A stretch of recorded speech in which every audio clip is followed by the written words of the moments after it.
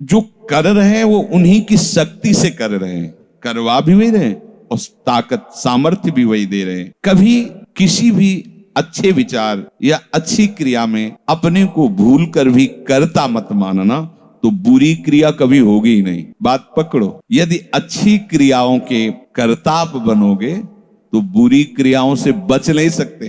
अगर अच्छी क्रियाओं को देख रहे हो कि प्रभु करा रहे, तो बुरी क्रियाओं का संकल्प ही नहीं उदय होगा। अहम गलित हो गया तो अहम में ही तो सारे विकार रहते हैं। हर समय प्रभु के सामने कृतज्ञ रहो। कितनी कृपा, क्या हमसे लेना है आपको? आप तो पूर्ण काम हो, हमें इतना दुलार कर रहे हो। बलिहारी प्रभु, वो बार बार मन उनके चरणों में लौटता रहता है। प्रभु का विधान सर्वज्ञता से पास हुआ है। वो खूब आगे की, पीछे की, मध्य की सब बात सोच करके उन्होंने आपके लिए विधान किया है। पहले से उन्होंने आपका उस समय मंगल विधान सुनिश्चित कर दिया है। कैसी भी परिस्थिति हो, कभी ऊबना मत, घबराना मत, अधीर मत होना और अपने भगवत विश्वास में कमी मत आने देना। कैसी भी परिस्थिति हो, ये जरूरी है। उबना मत। बहुत हो गया कष्ट सहते सहते, कितना सहूं नहीं। ये अगर ऐसा आ रहा है तो भी आप भगवत आश्रित नहीं हुए। नहीं, ऐसा आ ही नहीं सकता। बड़ा आनंद आता है कष्ट में, बड़ा आनंद आता है। पूरा का पूरा मन, इंद्रियां केवल प्रभु में होती है, क्योंकि कष्ट में कोई विषय की इच्छा तो होती नहीं किसी को भी। भारी पीड़ा है तो सब उसी में होती। जिसने अभ्यास किया है भगवत चिंतन का, आश्रय है प्रभु का, तो कष्ट में भाग के कहां जाएगा? उसी में तो एकदम तन्मय हो जाता है मन, इंद्रिया। आज जो आप भागवती का अभ्यास करते हो तो आपको पूर्वाभ्यास परेशान करता है ना, विषय चिंतन। और जिसने पूर्व में खूब भजन किया है तो आज विषयों के बीच में भी हो तो उसका भजन कैसे रुक जाएगा? सोचो जरा। आज आप खूब भजन की चेष्टा कर रहे हो पर पूर्वाभ्यास आपको विघ्न पहुंचा रहा है ना। ऐसे ही यदि आपने भजन का अभ्यास किया तो वर्तमान में कैसी भी दुखद, विषयमयी कैसी भी परिस्थिति हो, वो कैसे रुक जाएगा? जब असद अभ्यास सत अभ्यास के बीच में प्रकट हो रहा है तो सत अभ्यास असत की सत्ता कैसे रहने देगा? इसीलिए जो भजन परायण जन होते, भारी से भारी विषम परिस्थिति में भी हर समय भजन करना नहीं होता, भजन नृत्य करता है, वो निहाल हो जाता। सुख किसे कहते तब आप जानेंगे, सुख का परिचय तब आप जानेंगे जब इतना भरोसा हो कि कैसी भी परिस्थिति हो उबना नहीं, घबराना नहीं, अधीर मत होना और विश्वास में कमी मत आने देना। कब तक भोगूं, कब तक? ऐसे लोग हैं उद्दंडता करते हैं, पाप करते हैं, उनको बुखार भी नहीं होता। भजन में लगे लोगों को देखो कितना कष्ट। ये क्या है प्रभु? कम से कम उनका शरीर स्वस्थ रखो तो आपका यश गा रहे भजन। उनका विधान सर्वज्ञता से भरा हुआ है। तुम अल्पज्ञ हो, तुम वर्तमान की बात सोच रहे हो। वो तीनों कालों को देखकर निर्णय करके परिस्थिति दिया, इसलिए मस्त रहो उनके भरोसे पर। कभी कई बार चर्चा की है प्रताप राय जी की। बचपन से भजन परायण, ईश्वर संपन्न घर था, भाई बहन खूब। कुछ दिनों बाद माता पिता पधार गए, पूरा अधिकार। ऐसे भजन में डूबे रहते कि उनका व्यापार था कि जैसे कोई धन लेने के लिए आया तो उसके लिए कुछ गिरवी रखना होता था, आभूषण आदि, और जितनी आवश्यकता है आप धन ले जाइए और जब धन मिल जाए तो ब्याज से ही तो उसमें रख जाना और अपना सामान ले जाना। एक बक्सा रखा रहता था और वो आप माला लिए हर समय भजन करते रहे। बड़े वास्तविक आंतरिक वृत्ति से प्रभु में लगे थे। पर उनकी कुल परंपरा का ये व्यापार था। जैसे सदन जी की कुल परंपरा, तो कुछ गृहस्थ ऐसे महापुरुष जो अपने, भगवान भी कहते पर धर्मो भयावहा सुधर्मो निधनो श्रेया पर धर्मो। वो जो वहां का काजी था उसने देखा कि बिना किसी प्रयत्न के बड़ा आनंद इनके चल रहा है, तो जलन होती। जो भगवत विरोधी जन, विमुख जन होते हैं तो जलन होती है। इसको दूसरे रूप में हम कह सकते हैं कि प्रभु अब उनके भजन का फल देना चाहते थे। दोनों बातें, परिणाम जान गए हैं इसलिए हम कह रहे हैं प्रभु उनके भजन का फल देना चाहते थे। और वो वर्तमान से देखो तो वो द्रोही थे, भगवत द्रोही जन। तीन लोगों ने काजी से मिलकर कहा बड़ा सुख लूट रहा है, हम जाके देखा है, बढ़िया काम बन जाए। वो देखता भी नहीं कि बक्से में क्या रखा गया। तो कुछ कंकड़ ऐसे झोली में, पहले थैली टाइप की झोली होती, गए प्रणाम किया और कहा हमें 10,000 रुपए की आवश्यकता, यहाँ लिखो। तारीख दिन और चेक भी नहीं करे। वो इतने विश्वास परायण भक्त थे। अभी तक ऐसा कुछ हुआ भी नहीं था। 10,000 रुपए, थोड़ी देर में दूसरा आ गया, थोड़ी देर में तीसरा आ गया, उनको धन था, दे दिया। 2-3 दिन बाद एक आया और 10,000 का ब्याज, 10,000 रुपए उनका अपनी जहां रखा हो निकाल लीजिए। थैली निकाली और 2500 लोगों को पहले से काजी ने वहां भेज रखा था, सबके सामने डाला। देखो कितना पाखंडी है, हमारी सोने की सब जो आभूषण थे सब हटा के देखो इसमें पत्थर रख दिया। और हो तलक दूसरा आ गया, प्रताप राय जी आपसे ये 10,000 रुपए, ये आपका ब्याज का पैसा। उसे अरे हाँ मेरे भी स्वर्ण, तीसरा फिर। अब तो जितने गांव वाले थे जो श्रद्धा करते थे कि भक्त है, बड़ा उनका सम्मान था, सब उनके मुंह पे निंदा करने लगे। तिलक लगाए बैठे हो, कंठी बांधे हो, नाम जप करते, तुम्हें शर्म नहीं आती? तभी हम लोग सोचते थे कि कुछ करते हो नहीं, इतना माला माल हो रहे हो, ऐसी बेईमानी तुम करते हो। काजी आ गया, उसने कहा तुम रिपोर्ट लिखाई गई, बादशाह के पास रिपोर्ट पहुंचाया गई। उन्होंने कहा ऐसे पाखंडी को बंदी बना लिया जाए, सारी संपत्ति जब्त कर ली जाए। प्रताप राय जी ने जब सुना, अवाक मतलब पत्नी से कहा कि ठाकुर जी की सेवा में बाधा ना पहुंचे, तुम ठाकुर जी को लो, पीछे के मार्ग से निकल जाओ, कुछ भोग सामग्री आभूषण और ठाकुर जी को लेके चले। पत्नी ने ऐसा किया, साफ एक बर्तन भी नहीं रहने दिया और उनको हथकड़ी डाल करके जेल में पहुंचा दिया, सब लूट लिया, सब नष्ट भ्रष्ट कर दिया। अब आप देखते जाओ। जब वहां पहुंचे तो जो विरोधी जन थे तो उन्होंने कहा कि ठाकुर के बहुत से आभूषण, बड़ी महंगी मूर्ति इनकी ठाकुर की, इनकी पत्नी, उसको तो आपने बंदी नहीं बनाया। सरकारी सैनिकों ने खोज की तो अपने मायके चली गई थी, वहां से उनको बंदी बनाया। ठाकुर जी को ला करके जहां धन का स्टॉक था वहां रख दिया, आभूषण सब उनके, दोनों को एक जगह हथकड़ी बेड़ी डाल। वो ठाकुर जी से एकांत में जेल में कहने लगे कि ये सब लीला तो हमें बर्दाश्त है, लेकिन आप जो हमारे प्राणनाथ हैं, आपको बंद कर दिया गया, भोग नहीं लगेगा, आरती नहीं होगी, आपको शयन नहीं करे, ये हमसे बर्दाश्त नहीं होता। प्राण हमारे ले लो, हम आपकी सेवा के बिना नहीं रह सकते। मुझे ये जो कुछ किया इस तो बर्दाश्त है, पर आप हमारे पास नहीं, आपकी सेवा नहीं, और जीवन भर कुल परंपरा से आपकी सेवा होती, नाथ ये मुझसे बर्दाश्त नहीं। विकल होकर के रोए तो वहीं गलबैया दिए प्रिया प्रीतम जेल में ही प्रकट हो गए, निहाल कर दिया। फिर आगे जो बड़ा चरित्र है, हम ये बताना चाहते हैं कि देखने में तो हमें लगा कि देखो ऐसे महान भक्त के जीवन में कैसी परिस्थिति आई, पर परिणाम देखकर हम ये कह सकते हैं कि ये फल वृत्ति आई, पूरे जीवन के भजन का फल कि सच्चिदानंद प्रभु का साक्षात दर्शन, साक्षात ऐसी महान स्थिति आगे उनकी वर्णन है। यह कह रहे कि ऊबो मत, घबराओ मत, अधीर मत हो, विश्वास में कमी मत होने। अब प्रभु ने क्या देखा कि इसे ना संपत्ति के हरण का दुख है और ना इसे किसी सम्मान नष्ट का। पूरे जीवन भर सम्मानित रहे, गांव के सब भगत जी हैं, सब मिटिया मेट हो गया, इस बात का कोई दुख नहीं, केवल मेरी सेवा का सुख। आगे चरित्र में आता है फिर उन्होंने जो लीला की कि बादशाह चरणों में झुका, पूरी समाज के सामने उन तीनों ने स्वीकार किया मैंने कपट किया, फिर जय जयकार। ये तो उनके 1 मिनट का काम होता है, ये उनका तिनके को ब्रह्मा बना देना, ब्रह्मा को तिनका बना देना, ये उनका तो खिलवाड़ होता है। इसलिए कभी विश्वास कम मत करना, क्योंकि ऐसी परिस्थिति आ सकती है कि आपको लगेगा कि अगर भगवान होता, मान लो वहीं थोड़ा सा नकारात्मक सोच कर ली जाए कि ऐसा क्या, जीवन भर आपसे प्यार करके भजन, इतनी भारी बेइज्जती, ऐसा भक्त अगर ऐसा चिंतन करता है तो शरणागति नहीं, क्योंकि शरणागति में विपरीत चिंतन की जगह नहीं होती, शरणागति में संशय नहीं होता। उसकी कृपा के असंख्य रूप हैं, वो आवश्यकता अनुसार जब जहां जैसे चाहेगी वैसा रूप रख लेगी। और आप शरणागत हैं तो आपके लिए अब कृपा के सिवा कोई दूसरा होगा नहीं, बैठा लिए हृदय में, आप प्रभु के शरणागत हैं, अब आप पर कृपा ही कृपा होगी। पर लिखा हुआ कि कृपा असंख्य रूप धारण कर सकती है, कोई भी रूप उसका हो सकता है। अब आदर करना, अब आपके जीवन में केवल कृपा होगी, शरणागत है पर उसका आदर करना।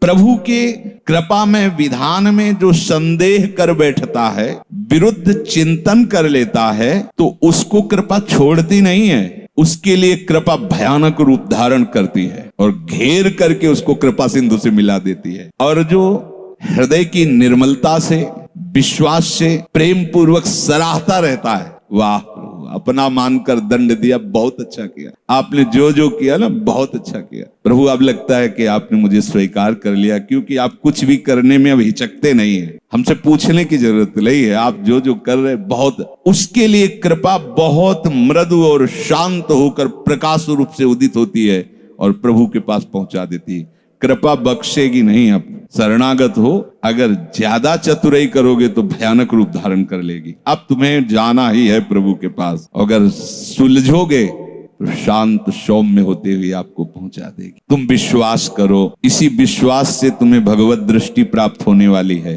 कल हम कुछ उपासकों से बात कर रहे थे कि भैया ऐसा मत समझो कि अमुक समय तक साधना करने पर सिद्धार्थ अवस्था आती है, नहीं, अभी समझ ठीक कर लो, अभी सिद्ध हो जाओगे। अभी ये साधना से नहीं होता, ये समझ से होता है। आपकी समझ ठीक हो गई, अभी वही आचरण आने लगेंगे जो सिद्धों में आचरण। हम लोगों के दिमाग में बैठा हुआ 12 वर्ष 18 वर्ष ऐसा वैसा, 12 जन्म में भी बात नहीं बनने वाली, और 12 मिनट भी बहुत होते हैं। समझ जाओ, जैसे कोई कहे ऐसे ही बोल रहे हो, आपके पास कोई उदाहरण है? भागवत में 11 स्कंद में तितिक्षु ब्राह्मण का चरित्र पढ़ लो, और ये भगवान श्री कृष्णचंद्र जो उद्धव को उसका चरित्र सुना रहे, मतलब उसका यश गान कर रहे हैं, और वो खुद कह रहा है कि मैंने जीवन में कभी कोई साधन भजन की बात जाने तो धर्म नहीं किया। हुआ क्या? कृपा उदित हुई, सर्वनाश का खेल हुआ, और उसकी एकदम समझ ठीक हो गई। समझ पढ़ लेना उसकी, जिनके लिए मैंने पूरा जीवन,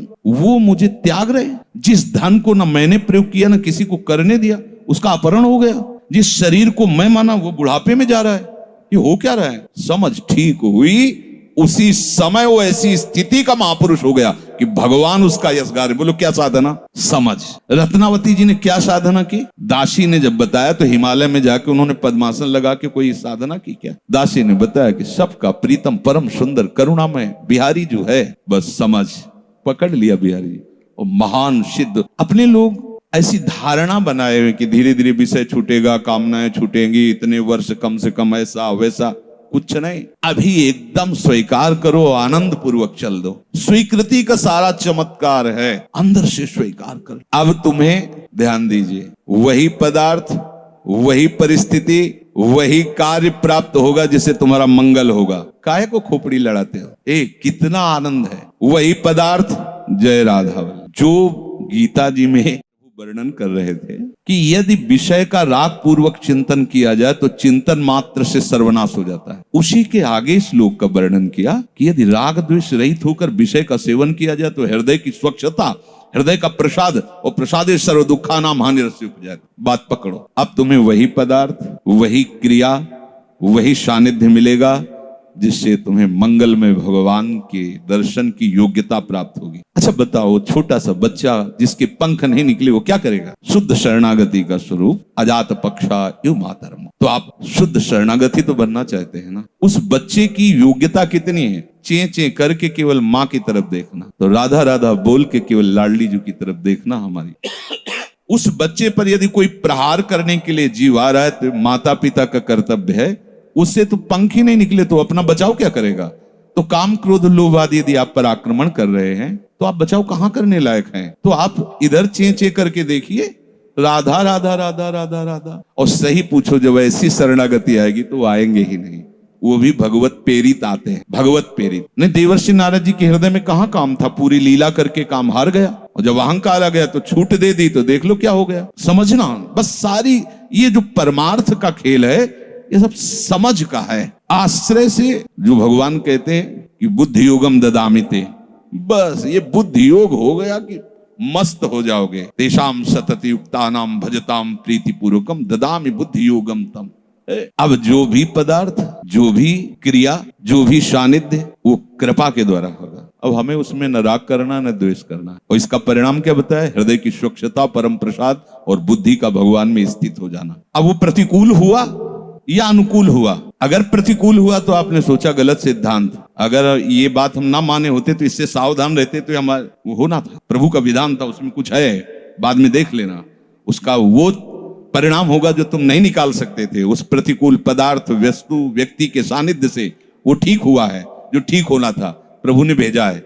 अब तो तुम निश्चिंत हो जाओ, अब भय ना करो। समझ ला, प्रभु सर्वज्ञ हैं, तुम उनके भरोसे हो गए हो, आप कोई तुम्हारा मंगल कर ही नहीं सकता। बोले काम आता है, क्रोध आता है, गंदी बातें मन में रहती हैं। कहा जाता है जब ये तक हृदय में रहेंगे तब तक तुम्हें भगवत प्राप्ति नहीं होगी। शास्त्रों में खूब खुला वर्णन है, चाहे जहां देख लो। त्रिविधम नरकस्येदम द्वारम नाशन मात्मनः कामः क्रोधा तथा लोभा तस्मादेव त्रयम् त्यजेत्। काम क्रोध मद लोभ सब नाथ नरक के पंथ। पर इसके बीच की हम एक रहस्यमयी बात आपको बताते हैं। यदि आपने भरोसा लाडली जी का कर लिया है और ये हैं, तो इनकी सत्ता नहीं, ये आने जाने वाले हैं और इनसे कुछ भी आपका नहीं बिगड़ने वाला। भरोसा इनका, ये तर्क वितर्क की बातें नहीं है, ये श्रद्धा विश्वास की बातें हैं। और धीरे धीरे एक दिन आप महात्मा बन जाओगे। देख लेना, विश्वास करना। कुछ बातें ऐसी होती जो यहाँ की होती हैं, क्योंकि पूरा जीवन जिए हैं तो उसको देखा है। पढ़ी लिखी बातों को जब तक अनुभव में नहीं किया जाता तो ठीक से समझ में नहीं आती। अब जैसे ये बात केवल समझ में आ जाए कि निर्विकार हृदय ही भगवत प्राप्ति की योग्यता, बढ़िया है, बढ़िया शब्द है। लेकिन जीवन में देखा है कि इसमें विकार है, जीवन में देखा है इसमें बहुत सी घृणित बातें रही और कसर रखा नहीं साधन में, भजन में, साधन में, उपासना में। गुरु कृपा से छूट नहीं दी। जीवन हो गया 5 मिनट भी इसको छूट नहीं दी। हर समय जैसे दुश्मन पर सवार रहे। देखो बीमार हैं, बुखार, ये दुनिया का सब नाटक, छूट नहीं है। अगर थोड़ी भी सांस है, चलने की हिम्मत है तो चलेंगे। ऐसा नहीं कि बीमार हूं पड़ो, नहीं, हिम्मत है तो बैठेंगे। चिंतन सब पर विकार देखा है, काम भी देखा है, क्रोध भी देखा है, 20 वर्ष बाद भी ममता को भी देखा है। अब हम क्या करें? निराश होकर बैठ जाएं क्या? नहीं। तो भगवत प्राप्ति तो होगी नहीं। 20 वर्ष से चलते रहे, ममता भी देखा पीछे, काम भी देखा, क्रोध। अब क्या करें?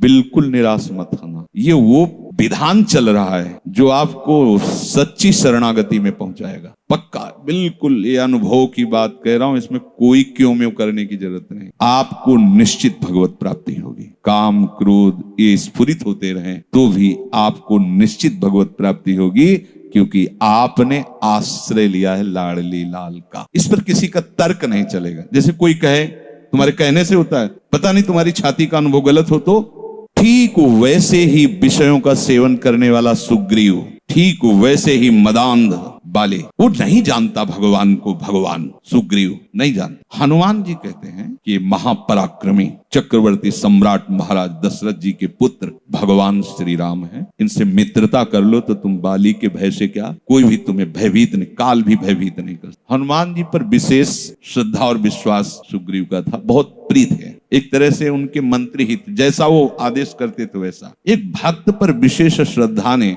प्रभु से मित्रता करवाई, सामने अग्नि को साक्षी करके। ये इसके सुग्रीव के लिए नहीं, अग्नि को साक्षी करवाया भगवान के लिए कि आप निर्वाह करना। हनुमान जी बहुत भक्त चतुर होता है, फिर भी वो कह रहा है कि ये मार देंगे बाली को। हनुमान जी कैसी बात करते हो, इन पर संशय करते हो? बोले नहीं, अगर ये हमारा संशय मिटा दे तो मैं भय रहित हो जाऊं।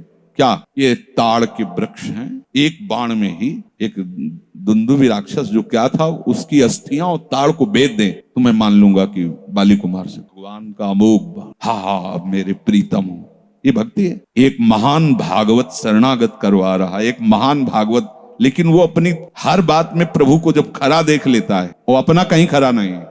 आप देखते जाओ, भगवान ने बाली का उद्धार किया। जब प्रभु का तीर उसके हृदय में धसा हुआ है, प्रभु को देखा तो हृदय प्रीति, मुख बचन कठोरा।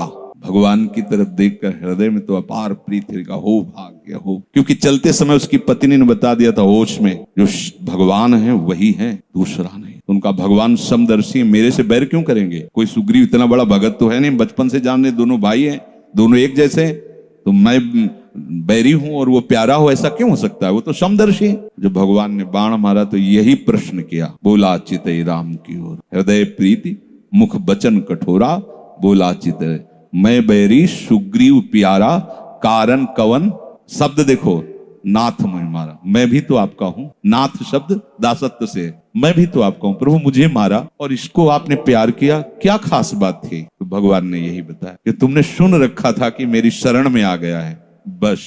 अब आप देखो क्या नहीं है सुग्रीव के पास। और आगे उसी चरित्र के सर्वज्ञ लेखक गोस्वामी श्री तुलसीदास जी लिखते हैं कि जेहि अग बधेउ व्याध जिमि बाली, सोई सुकंठ पुनि कीन कुचाली। कुचाली शब्द वही कुचाल की। इसकी व्याख्या नहीं करनी है, केवल समझना है। महाभागवत परम वंदनीय विभीषण जी, सोई करतूती विभीषण केरी, सपन हो राम तिंत, जन अवगुण प्रभु मान न काऊ, दीन बंधु अति मृदुल स्वभाव, रहत न प्रभु चित चूक किए की, करत सुरत सहबार ये की। इसने मुझे अपना माना बस। और ये तो हरि का स्वभाव वर्णन किया। और लाडली जो हरि के वात्सल्य समुद्र के सार वात्सल्य समुद्र सार, यहां तो नेक हो नरेश को भूल हो न हो सके। ये कभी हृदय में सोचना कि मेरा हृदय विकारी है, तो पहली गलती तो आपने हृदयेश्वर के नाम ही हृदय नहीं किया। और दूसरी बात, अब मुझे परवाह क्या है? जब उन्होंने कहा मैं तुम्हें पास कर दूंगा तो मुझे परेशानी क्या है? ककारा भी लिखना नहीं आता, उन्होंने अच्छे से नंबर ऊपर रख दिए तो हमारा काम बन गया। तो हमें अपनी शरणागति पर कभी अविश्वास नहीं करना, हमें अपनी स्थिति को देखकर कभी अपने प्रभु पर प्रश्नवाचक चिन्ह नहीं लगाना, तो इसका परिणाम होगा भगवत प्राप्ति। बिल्कुल आप अच्छे से समझ लो, हमारी आपकी बुद्धि एक भुनगे की तरह है और यात्रा ऐसी कि गरुड़ भी नहीं पार कर सकते। जाना वहां है जहां गरुड़ भी नहीं पार कर सकते, चाहे जितना उड़ान उड़े, आकाश का ओर छोर नहीं, जहां भी जाएंगे आकाश मिलेगा। भुनगा कितना उड़ेगा? अब क्या करे? वो वहीं से पुकारे, उनको आने में देर नहीं है, उनको आने में। बस शांत हो जाओ, आश्रित हो जाओ, किसी अन्य का भरोसा नहीं। जो कुछ अन्य आपके हृदय में बचा है वो उनका कार्य है, वो सब सुधार लेंगे, बात मान लेना।